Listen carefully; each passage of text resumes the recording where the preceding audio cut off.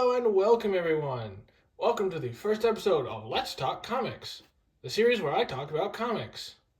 This time we're talking about Superman Doomsday. I'm calling it Superman Doomsday and not the death of Superman because of how this series is done. If you look, so you got Man of Steel, and then after that, every single issue in this series has Doomsday in it.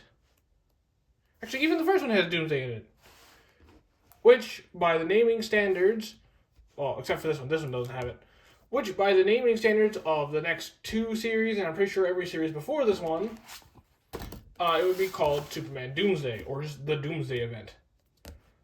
For example, Reign of the Supermen, which we will be reviewing after this. I don't have Funeral for a Friend, but I would review that if I had it. But you see, Reign of the Supermen. Not the clone uprising of Superman. Reign of the Supermen, because it's right there in the title. This is a fun series, though. Highly recommend it. Superman Doomsday. So, got this for $3 at my local shop. This covers Superman, the Man of Steel, issue, what's that? 19, Justice League of America, 69, Superman, issue 74, The Adventures of Superman, what was that? 497, Superman in Action Comics, 684, Superman the Man of Steel, issue 19, and Superman, issue 75. I don't think I need to talk too much about this. It's a very iconic series. But no adaptation of this has gotten it 100% correct. I mean, obviously that's not going to happen, but, like, I can tell you just about all the differences. Why is my camera like that? There we go. I think it's straight on. But, like, what is it? Superman is finishing off some kind of issue, I guess, for the last series. You should see a lot more Superman being, like, very, for the people type thing. Something we don't really get a whole lot of in the movies anymore.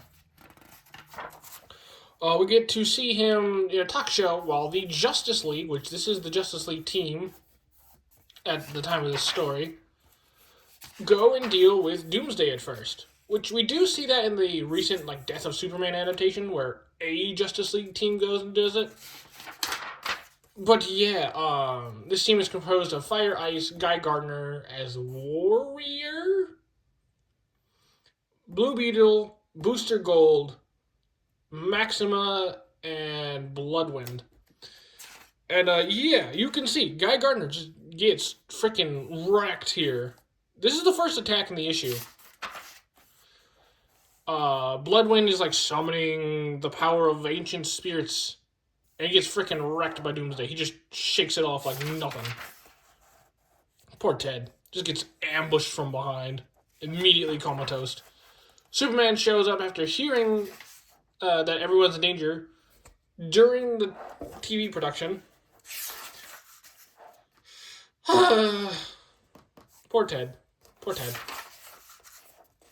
But yeah, no, we see all of them doing it. That gets tracked to some random civilian's house, which it actually takes time to flesh out the civilian who was watching the TV show. We actually get to see him watch the talk show with Superman.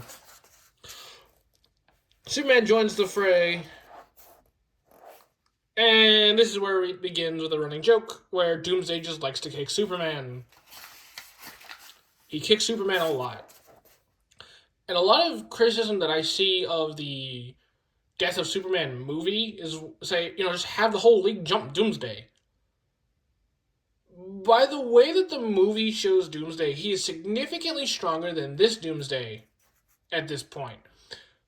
Mind you, they do have a couple panels, where the league just jumps Doomsday with everything they've got. Fire literally runs out. Booster Gold runs out of power. And Doomsday is still there just standing. And he wrecks everybody. So yeah, that when I do argue online that the entire league jumping Doomsday would have done nothing in the movie, that's what I'm referring to.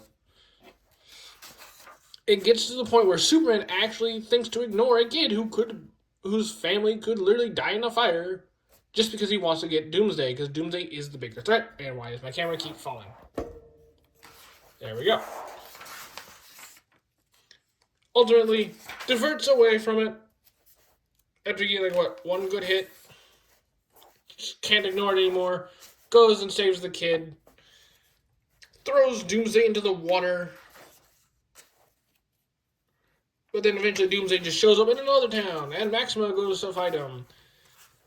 And Superman this starts the long fight of Superman trying to keep Doomsday out of Metropolis and saving people along the way. The way that Doomsday finds out about Metropolis is due to a wrestling commercial, which I think is funny. This Supergirl is very weak. A lot of people would be like, that don't know the lore of that Superman movie from the DC AMU. It's like, where's Supergirl? One, she didn't exist. Two, if she did, she would have got one shot. Because she fights Doomsday in this and gets one shot. There's a guy called Guardian. My camera just fell again. Stop falling. Stop. I'm just, not noticing that my camera falls. Ha! But yeah. Eventually, he does get to Metropolis. You see Guardians talking to someone. They're like, wait, is it Argus? Cadmus? I can't remember. Probably Cadmus. But he's like, oh no, please don't be one of us. There's a line that Superman says to start the fight in the movie. Where it's like, I don't know what kind of hole you came out of, but I'm going to send you back in it. Or something like that. It's really cool. But he says that to Doomsday somewhere mid-fight. They go to the underground city and fight. And then he shows up in Metropolis. We're about to see Supergirl attempt to take on Doomsday. So, Supergirl, yeah. So Superman fights him. Mind you, he's not doing any damage here. Superman is not hurting Doomsday, at all. Until maybe this point. Supergirl comes in, gets one good shot on him. And then, yeah. She gets punished once and is down. I don't know what's going on with Supergirl here. I think she's some kind of clone. My camera just fell again. Stop. Stop it. Stop it. Stop.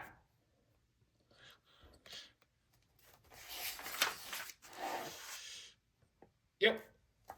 So the city's police department or whatever just lets everything out. Nothing happens. Superman tells them all to pull back. You can see Superman's getting heavily battle damaged. My camera is falling. Stop it. And then the fight truly ramps up. And then we come to the last issue. Yes, we went through 6 issues already. This is the final issue. This is the big titular final fight. This is the Death of Superman section right here. You just see Doomsday mollywop Superman all throughout the city. And he's still saving lives. People complain that Superman took time out of the 2025 movie to save people. Which was people would have killed other things. Well, Superman in the comics just does that. He just does that quite often. See him make out with Lois. And he's like, I'm going to go fight again. And the final battle truly begins. Superman can't seem to get any hurt on him. Full laser blast. And right here, this is where he figures out how to hurt Doomsday. He grabs the bones of Doomsday, because these are his bones, and he starts breaking them. And that's what finally hurts him. But by this point, it is far too late. By the way, people also complained about the shockwaves not killing Lois in the movie. They say at this point that every single punch that these two are exchanging has shockwaves. That's why you see the glass shattering in the background. By the way, there are just civilians standing here, including Lois.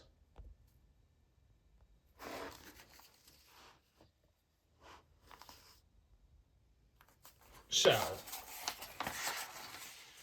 yeah. And then here we go. The last hit. The last hit. And Superman is down. The League shows up after recuperating. And it is too late. It is far, far too late. Doomsday is dead, but the Man of Steel is gone. So yeah, fun little story. I honestly was kind of a little disappointed in it. I've seen the 2 adaptations of this movie. The first one sucks. But this is definitely the best interpretation of the story. Just wish there was more to say about it. Reign of the Superman has a lot more going on, a lot more lovable characters, in my opinion. But yeah, this was a neat little pickup. Definitely worth reading if you don't know too much about Superman. Like, I'm talking about, like, you're getting into it, you've seen, like, all of the generic hero stuff, you want to see something with stakes. This is a story to pick up. And then immediately do Funeral for a Friend and Reign of Superman afterwards. But yeah, pick this up if you ever can. I got this for like $3 because there was a sale. 7 out of 10 is what I would give this if we were still rating it. I'm probably still going to leave my ratings in here. But yeah, next time we will check out The Reign of the Superman, the first 5 issues. Bye-bye.